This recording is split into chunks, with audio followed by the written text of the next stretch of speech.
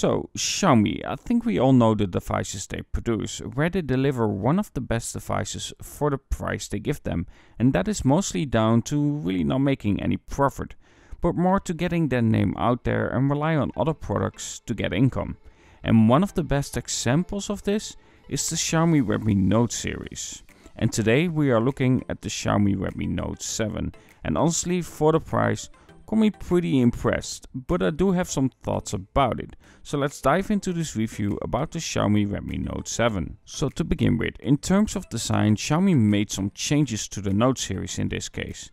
Now we do get this glass back design just like, well, every other phone that is being released these days.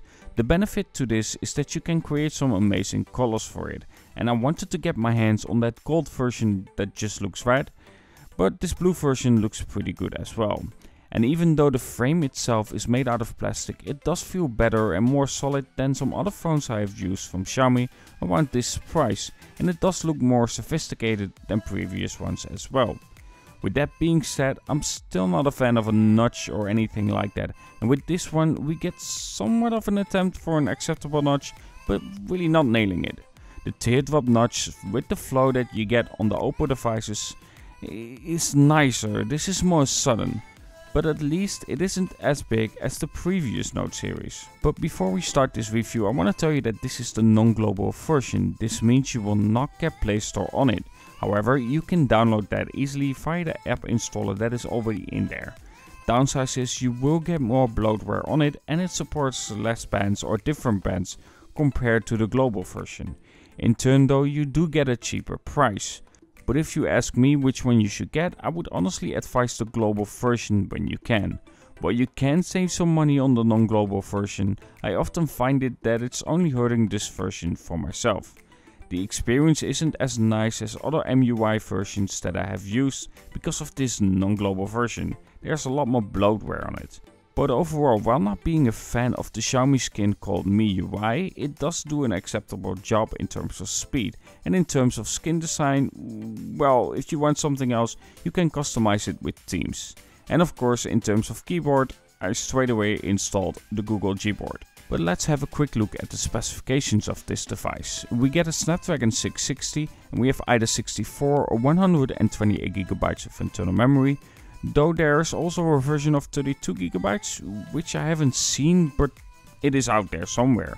And in terms of RAM, you can either get 4 or 6 GB of RAM.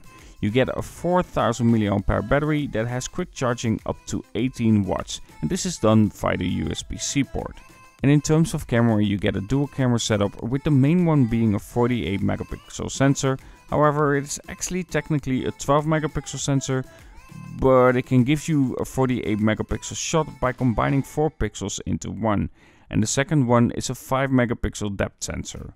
And on the front you get the 30 megapixel sensor for your selfies, that is of course in the notch itself. So let's talk about that camera, and the first thing that I have to say is this feels like the old days of Samsung, because man, that saturation is really a lot.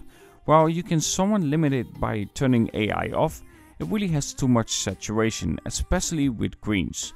Funny enough though, reds are turned down, making it look more pinkish. But for the camera itself, for the price, you can take some decent shots.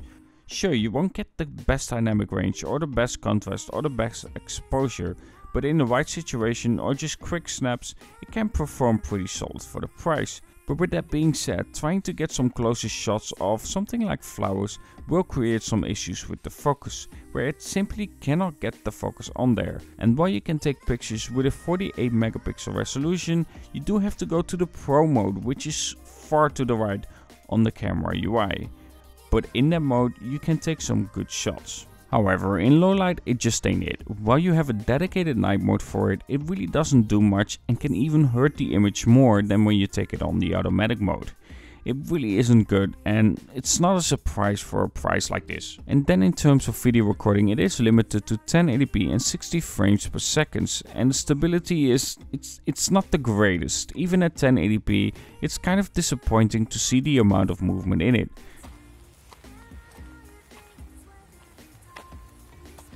At least the saturation seems to be less than stills, which is definitely a good thing. And while this review might seem a bit negative about the phone itself, you have to keep in mind that this is a phone that costs $200, especially when you get this non-global version. I think for this price it's actually pretty good. However, if you want to have just a little bit more, or just pay a little bit more, you can get so many better options out there. Again, in terms of CPU, in terms of speed, you won't really notice that much.